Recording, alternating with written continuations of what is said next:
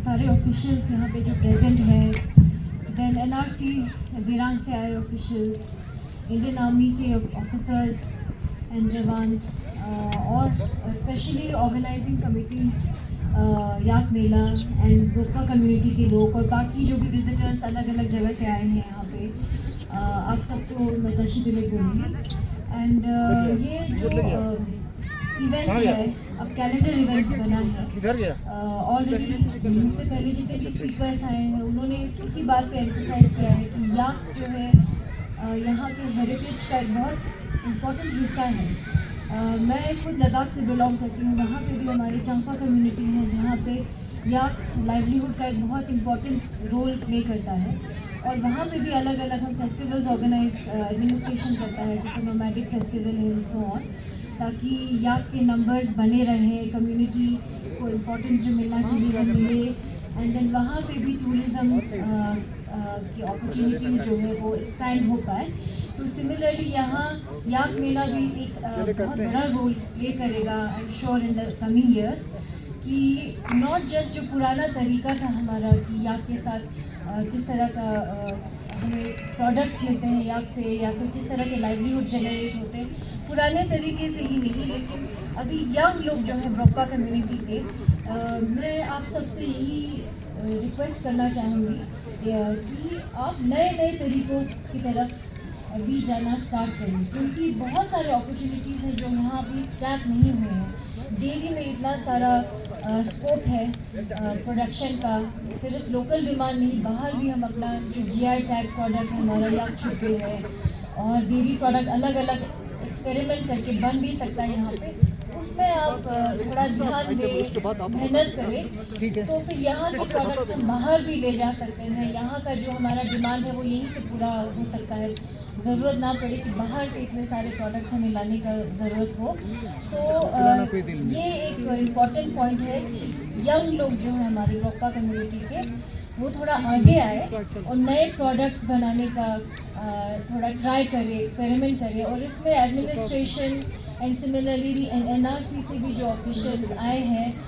वो जितना भी पॉसिबल होगा सपोर्ट पूरा एक्सटेंड करेंगे। सिमिलरली वेटरनरी डिपार्टमेंट को भी मैंने अभी ये रिक्वेस्ट किया हुआ है कि ट्रेनिंग दे कि अलग प्रोडक्ट्स जो भी अदर देन ट्रेडिशनल जैसे हमारा छुपे बनता है, उससे भी आगे बढ़ के जो टूरिस्ट का जो डिमांड है वो फुलफिल करने के लिए हम जैसे पनीर हो गया या चीज़ हो गया, अलग अलग प्रोडक्ट्स भी ट्राई करें, ताकि वो यहाँ पे ही बन के हमारी ही कम्युनिटी को उसका बेनिफिट मिल पाए। तो ये एक बहुत इम्पॉर्टेंट पॉइंट है। दूसरा किटीसो हो गया, या फिर दूसरा हमारे चुना मागो, इस तरह के एरिया में टूरिज़्म की वजह से जितने भी बेनिफिट्स अभी आ सकते हैं होम स्टेज के थ्रू, या फिर अलग अलग टाइप का टूरिज़्म जो होता है, जो ऑर्गेनिक फार्मिंग हो गया, या फिर ट्रेडिशनल हमारे लिविंग प्रैक्टिसेस जो है वो लोगों की तरफ उसका ध्यान देने के लिए जो टूरिज़्म हम एक्सप्लोर कर सकते हैं, उसके लिए भी एक बहुत इंपॉर्टेंट एवेन्यू है याक मेला। और जैसे हमारा रिसेंटली भी शांग्रीला कॉलिंग भी हुआ था मागो में, इस तरह के फेस्टिवल्स ऑर्गेनाइज करने का बहुत बड़ा इनिशिएटिव हमारे स्टेट गवर्नमेंट कर रहा है। तो इसमें भी बढ़ चढ़ के सारे लोकल कम्युनिटीज़ का पार्टिसिपेशन बहुत इम्पॉर्टेंट है। एंड साथ ही सस्टेनेबिलिटी का जो एस्पेक्ट है वो भी एम्फसाइज किया जा रहा है, बहुत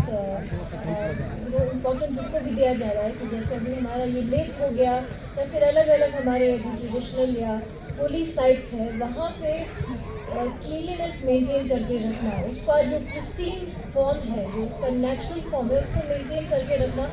हम सभी की रिस्पॉन्सिबिलिटी है। तो उसमें नॉट जस्ट बाहर से जो विजिटर्स आते हैं, लेकिन हम जो लोकल्स हैं यहाँ के,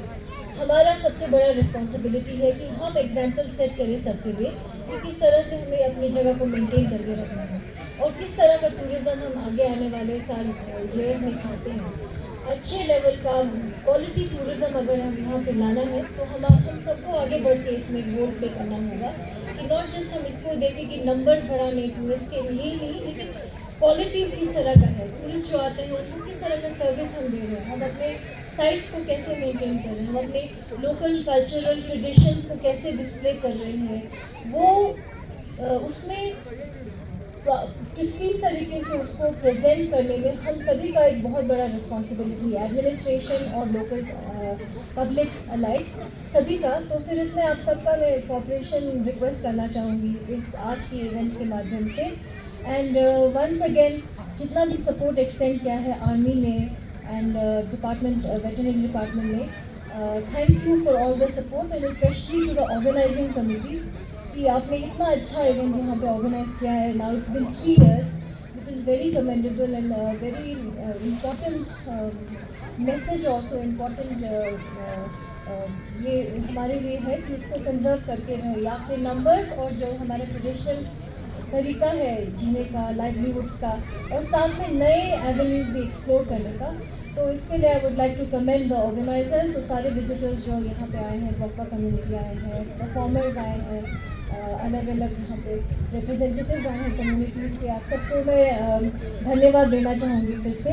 एंड फिर आज भी इवनिंग में भी आई एम टोल्ड कि एक कल्चरल इवनिंग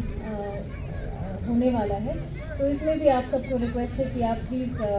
रुके और उसका पूरा एंजॉय करें, और साथ में नॉट जस्ट लिमिटेड टू एक दिन का ही लिमिट ना करें इसको, today is just the event, लेकिन आज के बाद भी ये जो मैसेज है, ये इम्पोर्टेंट जो हमारा कि नंबर्स हमें ट्रेडिशनल हमारा याद का जो कंजर्व करके रखना है, अपने ट्रेडिशनल तरीके को कंजर्व करके रखना है, प्रिजर्व करना है,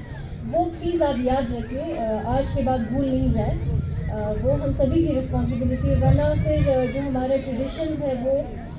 गुम होने में ज़्यादा टाइम नहीं लगेगा, बिकॉज बहुत कम पॉपुलेशन है, बी लैंग्वेज बी हमारे कल्चरल ट्रेडिशंस, ये